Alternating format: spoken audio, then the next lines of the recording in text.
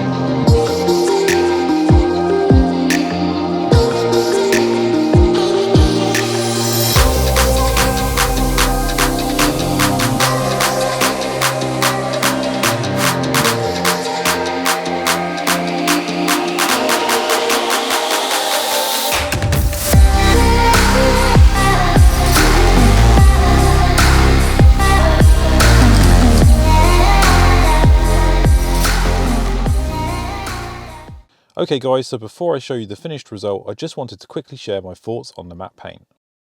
The matte paint is so nice to the touch. I've never felt the wash mitt glide so smoothly over a car. The matte shampoo seemed to do a great job and was nice and foamy. As you saw too, I used a separate bucket and wash mitt at the start to wash the wheels. Now the car's only a week old, so the wheels were not really dirty, but I just wanted to try and see how this matte wash works on the wheels, and it seemed to do a really nice job. The matte sealant was the trickiest part. I think looking back, I perhaps sprayed too much onto the car, so I ended up having to work really hard to get rid of all the streaks. Next time I'll apply less of the product and I think it'll be much easier.